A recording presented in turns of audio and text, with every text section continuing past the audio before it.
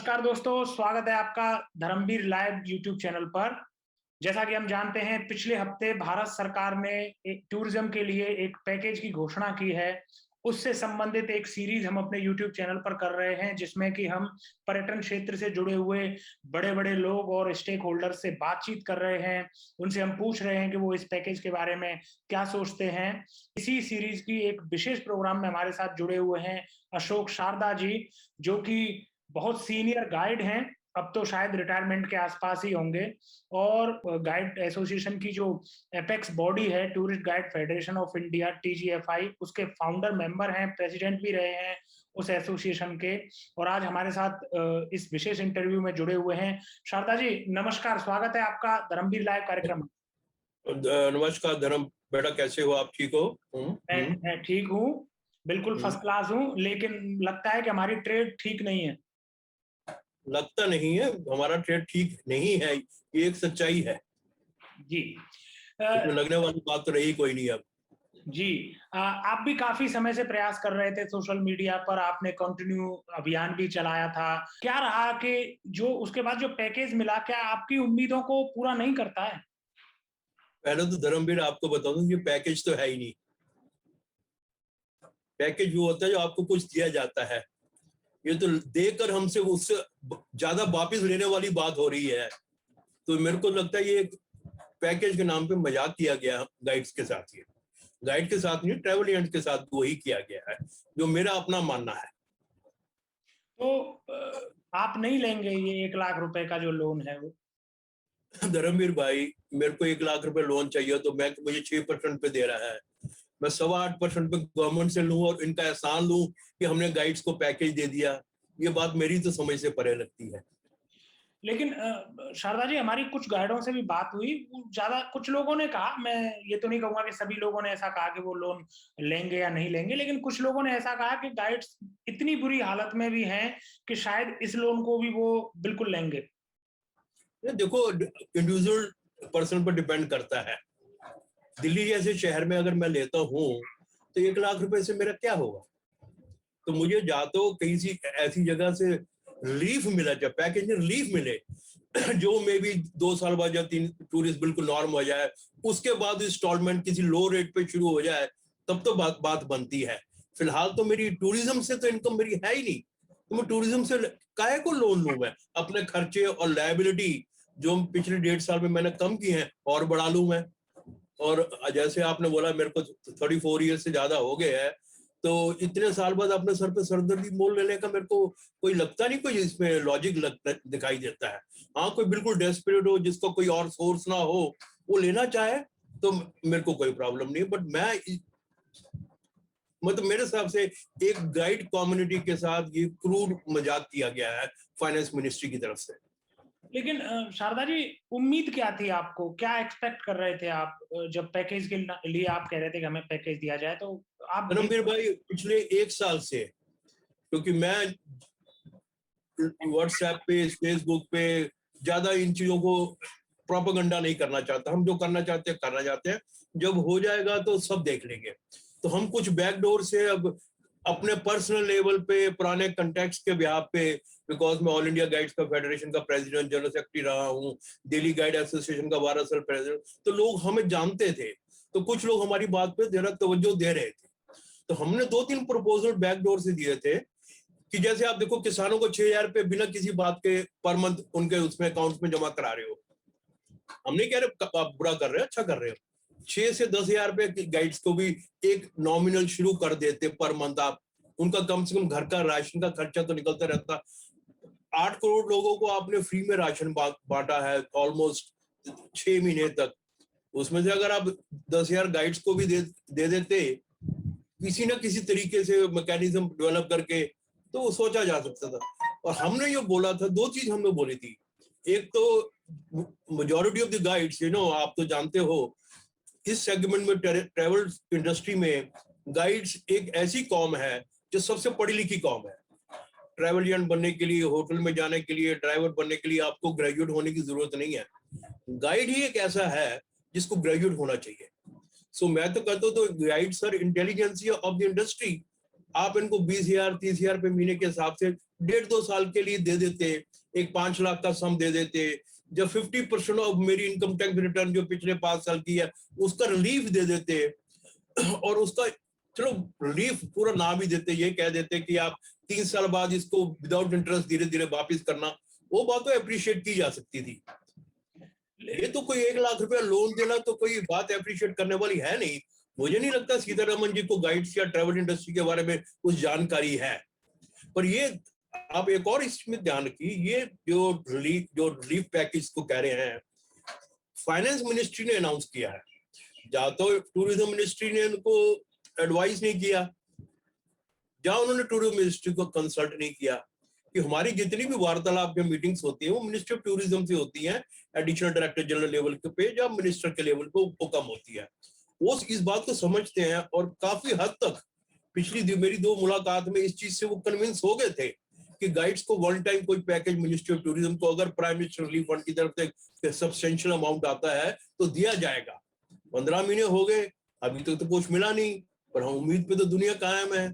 मैं अपनी बात नहीं कर रहा, मेरे 10,000 गाइड्स, हर लेवल के गाइड्स हैं, लोकल गाइड्स हैं, मॉन्यूमेंट गाइड्स हैं, और मुझे लगता है उनकी कंडीशन हम लोगों से ज्यादा खराब होगी, बिकॉज हम लोग थोड़ा सा समझदारी से काम लेते रहे हैं, कुछ ना कुछ अपने लिए कुछ ना कुछ प्रोविजन कर सकते हैं, बिकॉज बीइंग एजुकेटेड पीपल हम अल्टरनेटिव सोर्स ऑफ इनकम भी हम रख सकते हैं, एडवेंचर टूरिज्म वाला, वाइल्ड लाइफ वाला, या लेट्स से कि बड़े बड़े शॉपिंग एम्पोरियम्स हैं, उनके सेल्समैन एम्प्लॉइज वो कहाँ जाएंगे?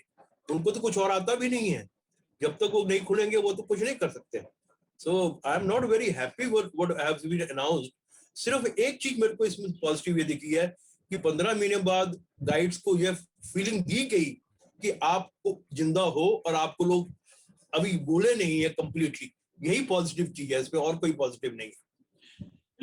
शारदा जी, चूंकि हमारे बहुत सारे दर्शक और बहुत सारे हमारे गाइड जो साथी हैं वो दूर रहते हैं, आप चूंकि राजधानी में रहते हैं, नई दिल्ली में आप रहते हैं, और वहीं पे सारे मंत्रालय हैं और चाहे जो भी सेक्रेटरीज एडीजी वगैरह हों वो बैठते हैं, सबके मन में एक क्यूरियोसिटी रही होगी कि क्या आप जब कहते हैं कि हमने एक प्रयास किया, तो कि कोई आप नाम बताना चाहेंगे जिनसे आपने मीटिंग की और जिनके साथ सामने आपने हम गाइड से रिलेटेड और टूरिज्म सेक्टर से रिलेटेड प्रॉब्लम्स को रखा और उनकी तरफ से आपको क्या आश्वासन मिले?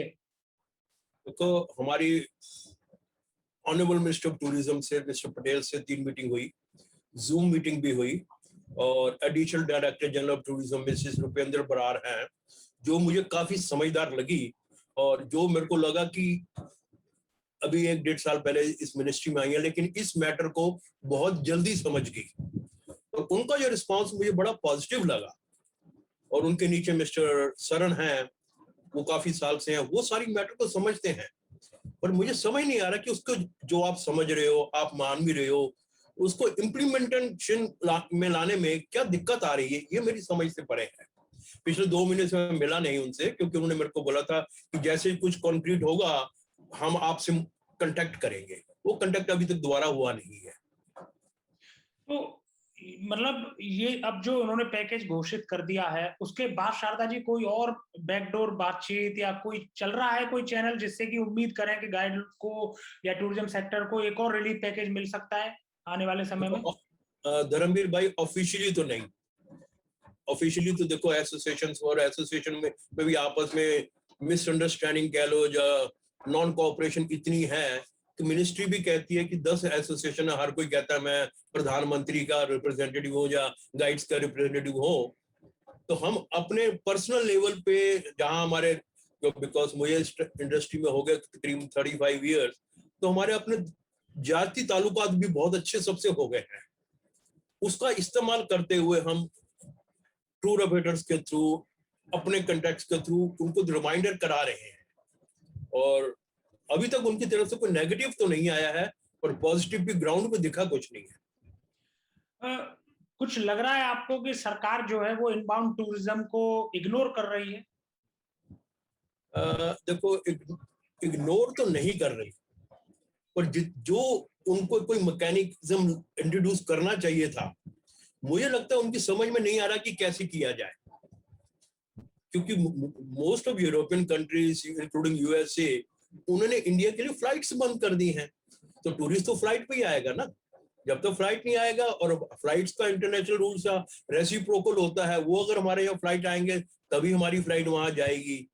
और कोई भी टूरिस्ट यूरोप मार्केट से कह लो, नॉर्थ अमेरिका से कह लो, इतना ज्यादा कीन नहीं है इस टाइम इंडिया के लिए, बिकॉज हमारे जो मीडिया ने, मैं नेगेटिव मीडिया जिसको कहता हूँ, हमारे जो कैजुअलिटीज हुई या लोग बीमार हुए उसको इतना मल्टीप्लाई करके टू इंक्रीज ये टीआरपी इतने भद्दे मजाक की तरह दिखाया है जो नेशनल इंटरेस्ट में नहीं है। तो देखो आप, हम हिंदुस्तान में रहते हैं, कश्मीर में सबको पता है प्रॉब्लम है, इतनी प्रॉब्लम नहीं है। हम लोग दिल्ली में बैठे हुए कश्मीर जाने से डरते हैं, ठीक है ना। ऐसे कोई न्यूयॉर्क में बैठा हुआ आदमी अगर इंडिया की तस्वीरें ऐसी नेगेटिव देख रहा है तो इंडिया आने से पहले 10 वर्ष सोचेगा, और डायरेक्ट फ्लाइट नहीं है, थ्रू बैंकॉक नेपाल आने के लिए एफर्ट नहीं करेगा। एज इट इज लोग ट्रैवलिंग बजट को कर्टेल कर दिया है, so he will choose a closer destination which he will feel is safer and more economical. So मुझे लगता है कि हमें स्काइज को ओपन करना पड़ेगा as soon as possible। और वीजा पॉलिसी में को हम लोग सीरियसली रिव्यू करना पड़ेगा। मेरे ख्याल से हम लोग ऑन एन एवरेज $15 से $20 पर पर्सन वीजा फीस लेते हैं, ठीक है ना। अगर हमने 1 मिलियन लोगों को फ्री वीजा दे दिया तो कितना हो गया? 15 मिलियन। 15 मिलियन कुछ भी नहीं है, 90 करोड़ 100 करोड़ है। अगर 1 मिलियन टूरिस्ट इंडिया आ जाता है और ऑन एन एवरेज 10 से 11 दिन स्टे करता है, सो लार्जर पिक्चर में हमें कितना नेट गेन होगा फॉरेन एक्सचेंज में, वो उस ऐसी कैलकुलेशन करनी चाहिए। हमें ये नहीं करना चाहिए कि वीजा फीस फ्री दे रहे हैं, 5 लाख तो कुछ भी नहीं है। बांग्लादेशी आ जाएंगे, बैंकॉक से आ जाएंगे, श्रीलंका से आ जाएंगे, उनसे हमारी अर्निंग तो बढ़ने वाली नहीं है। अर्निंग तो यूरोप और नॉर्थ अमेरिका से है टूरिज्म में। तो गवर्नमेंट को सोच ठीक है, मुझे लगता है उनको सूझ नहीं रहा है कि इसको किया कैसे जाए, जब कोई उनको प्रॉपर्ली गाइड नहीं कर रहा। और जो इंडस्ट्री के लोग हैं, ट्रैवल एजेंट्स गाइड्स हैं, उनकी शायद वो ओपिनियन या कोई एडवाइस लेना नहीं चाहते। कहीं ऐसा तो नहीं है कि भारत सरकार में डिसीजन मेकिंग ज्यादा सेंट्रलाइज्ड हो गई हो? ऐसा ही भी थोड़ा लगता है मुझे ऐसा भी लगता है जी। कि ऐसा होता है ना, जब आपके पास 1 या 2 बड़े पावरफुल या स्ट्रॉन्ग लोग आ जाते हैं आपकी कम्युनिटी में, जो लोग थोड़े उनसे नीचे होते हैं वो अपने ओपिनियन को वॉइस करते हुए थोड़ा डरते हैं। तो ऐसा भी मेरे को लगता है। और मेरा तो पर्सनल एक्सपीरियंस पिछले 3 साल में रहा है। कुछ वजह से डायरेक्टर जनरल ऑफ टूरिज्म हमें मिलने से मना करती थी। एक वक्त था जब मैं TFA प्रेसिडेंट था, या मेरे से पहले थे जयपुर से, हम फोन करके सीधा मिलने जाते थे। तो एरोगेंस आ गई कुछ, मेरे को लगता है कुछ उनको लगा कि लीगल जो मैटर्स चल रही हैं वो क्यों है, पर वो तो हमने लीगल मैटर अपने को बचाने के लिए किए हैं, हमने किसी को उसमें डैमेज करने के लिए तो किया कुछ नहीं है, जिसमें मैं भी पर्सनली बाय नेम पेटिशनर भी हूँ। ये है जी। लेकिन अभी आप कह रहे थे कि रूपिंदर बरार जो हैं, जो टूरिज्म मंत्रालय में बड़ी अधिकारी हैं, वो आपसे बड़े ही अच्छे तरीके से मिली और आपको बड़ी उम्मीदें थी कि कुछ न कुछ पैकेज मिलेगा। तो जो अधिकारी आपसे इतने अच्छे तरीके से मिल रही हैं, फिर क्या उन अधिकारी की ऊपर नहीं सुनी जा रही है जिससे कि गाइड्स और टूरिज्म सेक्टर को कोई पैकेज मिल सकता? तो धर्मवीर भाई, मैं कह नहीं सकता, पर उनका एटीट्यूड तो बड़ा पॉजिटिव था। दिसंबर में मुलाकात हुई, उसके बाद जनवरी में मेरी मुलाकात हुई। आपको थोड़ा सा बीच में मेरी हेल्थ ठीक नहीं थी, तुम्हारी मीटिंग उनसे होनी थी, तो मैडम का खुद फोन आया कि जब आपकी हेल्थ ठीक हो जाए तब आना, बिकॉज मैं आपसे बात करना चाहूंगी कि आप मेरे को फैक्चुअल फिगर्स देते हो। लेकिन उसके बाद कुछ दिखाई नहीं दिया। मतलब पिछले 1-1.5 महीने से मैं भी इंतजार कर रहा हूँ। जो हमारे प्रपोजल थे या रिक्वेस्ट समझ लीजिए, बड़े पॉजिटिवली इसको रिसीव किया गया था, जिसमें मैंने कहा था कम से कम 5 लाख रुपए तो एक गाइड को दे दीजिए। तो कोई गाइड देखो 2-2500 रुपए 3,000 रुपए रोज का कमाता है, आप साल में 150 दिन काम करते हो, तो इतनी तो मिनिमम इनकम होती है ना।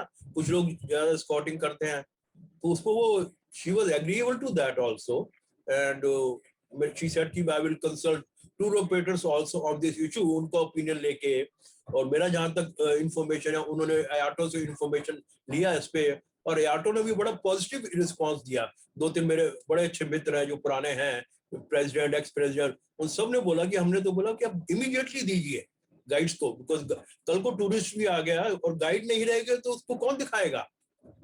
वी मस्ट है, हमारा जो package hotel, travel agent, car और गाइड, ये 4 लोग होते हैं ना, ये चारों कंप्लीट रहने चाहिए। इसमें 3 पहियों में तो हवा है, 1 पहिए में हवा नहीं है, तो गाड़ी कैसे चलेगी? वो नहीं चल सकती ना। बिल्कुल दुरुस्त आप फरमा रहे हैं शारदा जी।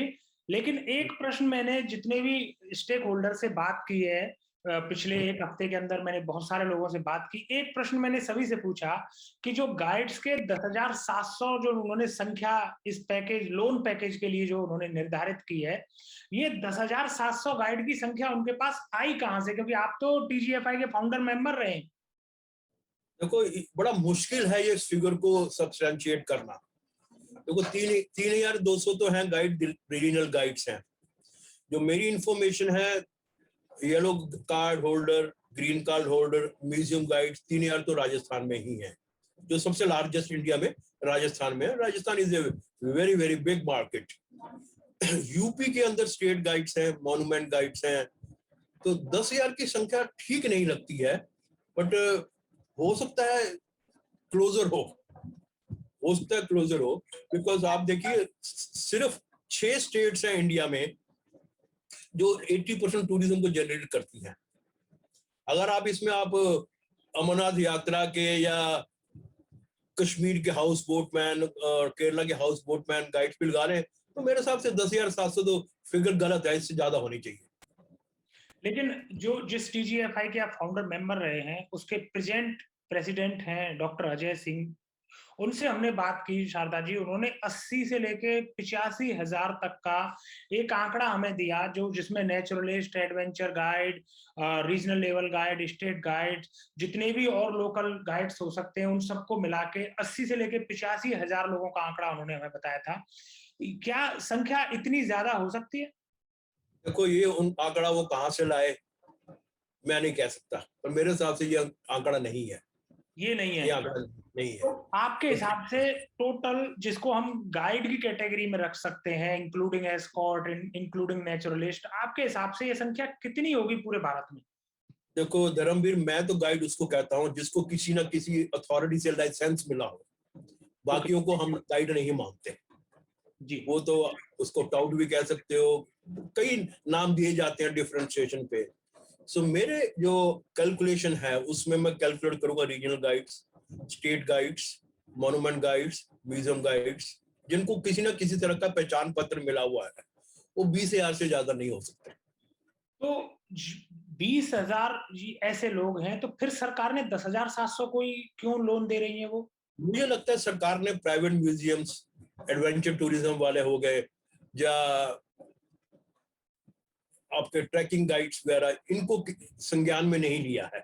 उन्होंने सिर्फ स्टेट और सेंटर के जो लाइसेंस गाइड्स हैं उनको लिया है। राजस्थान में आप देखिए हर बड़े शहर में म्यूजियम या प्राइवेट म्यूजियम है, उनके गाइड्स हैं। 700-800 गाइड तो आपके जयपुर में ही है। मेरे को लगता है उनको उन्होंने कैलकुलेशन में इंक्लूड नहीं किया है। और ये जो ट्रेवल एजेंट्स की संख्या उन्होंने निकाली 900 के लगभग, ये कुछ आप आइडिया दे पाएंगे कि उन्होंने कहां से ली? धर्मवीर 900 ट्रेवल एजेंट तो मैं दिल्ली में जानता हूँ।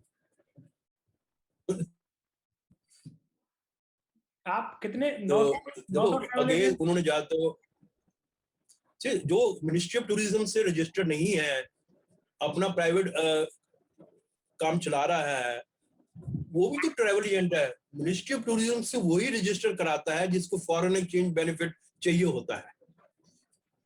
बहुत से टूर ऑपरेटर्स, ट्रैवल एजेंट्स हैं जो डोमेस्टिक टूरिज्म करते हैं, जिनकी फॉरेन एक्सचेंज अर्निंग नहीं है, जिन्होंने ट्रांसपोर्ट नहीं डाली है और ट्रांसपोर्ट पे उनको सब्सिडी नहीं चाहिए, वो रजिस्टर ही नहीं करते, तो वो तो गवर्नमेंट की फिगर में कहीं आएंगे ही नहीं।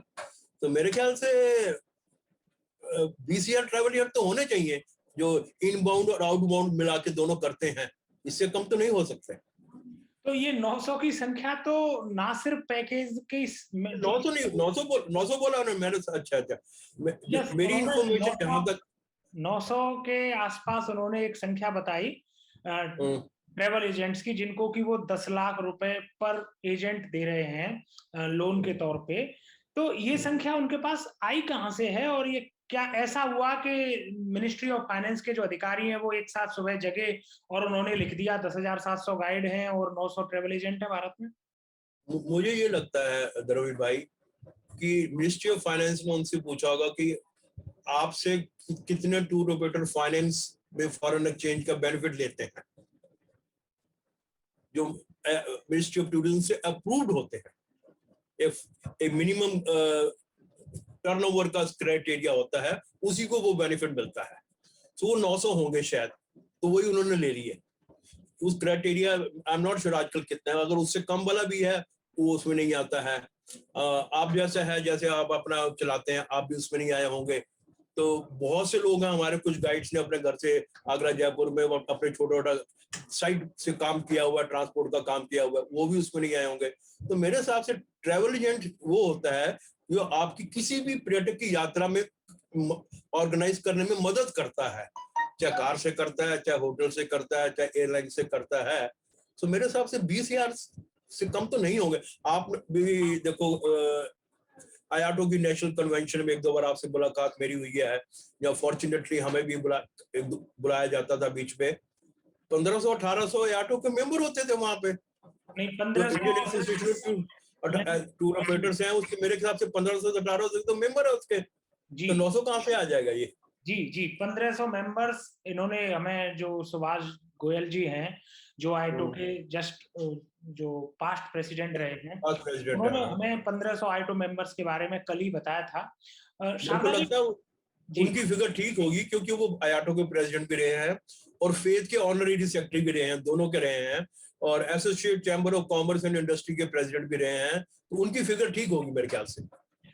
जी शारदा जी, मैं बिल्कुल आपसे स्ट्रेट फॉरवर्ड पूछ रहा हूं कि कहीं लग रहा है कि सरकार जो है वो टूरिज्म सेक्टर और टूरिज्म सेक्टर से जुड़े हुए जो लोग हैं उनकी कंसर्न्स को लेके सीरियस नहीं है?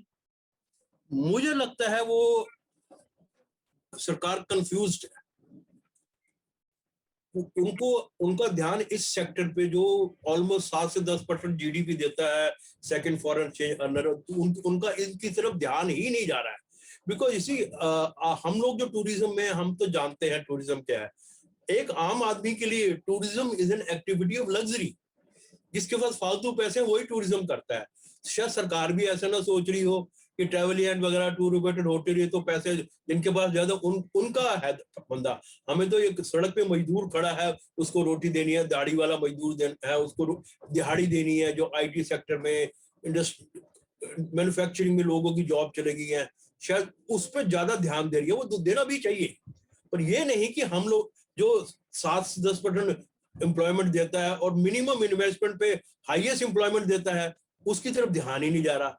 तो हमारी कोई एक स्ट्रॉन्ग लॉबी अगर होती, हालांकि आपको विश्वास नहीं होगा कि हमने जब भी ट्विटर पे प्राइम मिनिस्टर जी के, मोदी साहब के ट्विटर पे भेजे, रिस्पांस मिला, रिप्लाई भी आया, लेकिन उसके आगे नहीं कुछ हुआ।